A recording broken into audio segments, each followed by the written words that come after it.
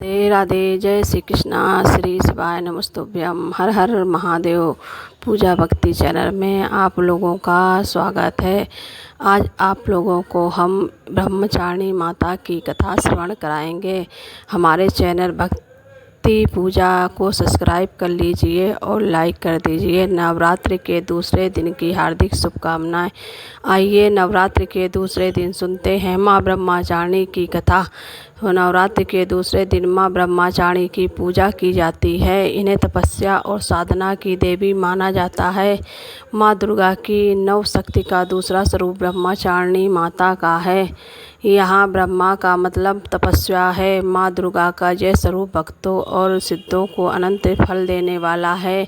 इनकी उपासना करने से तप, त्याग, वैराग्य, सदाचार और संयम में वृद्धि होती है। ब्रह्मचारिणी का अर्थ है तप की चारिणी, यानी तप का आचरण करने वाली देवी का यह स्वरूप पूर्ण ज्योतिमय और भव्य है। इन देवी के दाएं हाथ में जप की माला और बाएं हाथ में कमंडल है। पूर्व जन्म में इन देवी ने हिमालय के गर्भपुत्री के रूप में जन्म लिया था और नारद जी के उपदेश से भगवान शंकर को पति के रूप में पाने के लिए इन्होंने घोर तपस्या की थी। इस कठिन तपस्या के कारण इन्हें तपचारिणी अर्थात ब्रह्मचारिणी नाम से अभिहित किया गया। 1000 वर्ष तक इन्होंने केवल फल फूल खाकर बिताए और 100 वर्षों तक केवल जमीन पर रहकर सांख्य पर निर्वाह किया और कुछ समय कठिन उपवास रखे और खुले आकाश के नीचे वर्षा और धूप के घोर कष्ट सहे। 3000 वर्षों तक टूटे बेलपत्र खाए और भगवान शंकर की आराधना करती रही। इसके बाद तो इन्होंने सूखे बेलपत्र खाना भी छोड़ दिया और कई हजार वर्षों तक निर्जल और निहारे रहकर तप करती रही। पत्तों को खाना छोड़ देने के कारण इनका नाम अर्पणा पड़ गया। कठिन तपस्या के कारण देवी का शरीर एकदम क्षीण हो गया। देवता, ऋषि, सिद्धगण, मुनि सभी ने ब्रह्मचारिणी माँ की तपस्या को अभूतपूर्व पुण्यकृत बताया और उनकी सराहना की। उनसे कहा, हे देवी, आज तक किसी ने इस तरह की कठोर तपस्या नहीं की। यह तो सिर्फ आप ही हो संभव है। आपकी मनोकामना परिपूर्ण होगी और भगवान चंद्रमौली शिव जी आपको पति के रूप में प्राप्त होंगे। अब तपस्या छोड़ो और घर लौट जाओ। जल्द ही आपके पिता आपको बुलाने आ रहे हैं।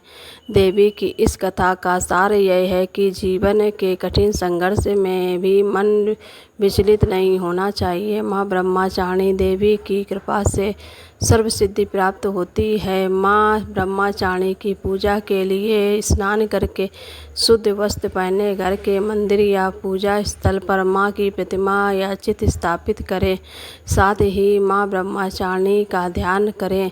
उन्हें चंदन, अक्षत, पुष्प, धूप और नैवेद्य अर्पित करें। माँ का विशेष रूप से सफ़ेद पुष्प और चीनी या शक्कर अर्पित करना शुभ माना जाता है।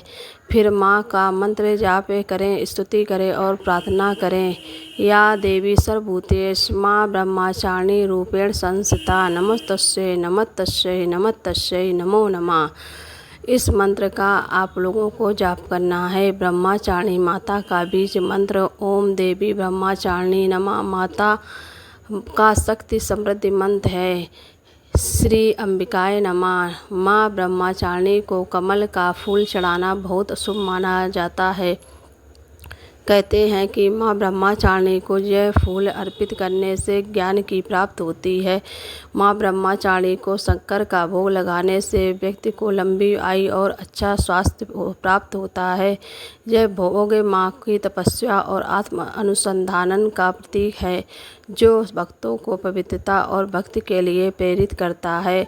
तो यह थी आज की कथा। आपको आज ही यह कथा अच्छी लगी हो तो वीडियो को लाइक ज़रूर करें और अभी तक मेरे चैनल को सब्सक्राइब नहीं किया हो तो सब्सक्राइब करना ना भूलें। राधे राधे। जय श्री कृष्णा। श्री शिवाय नमस्तुभ्यम। हर हर महादेव। जय माता दी।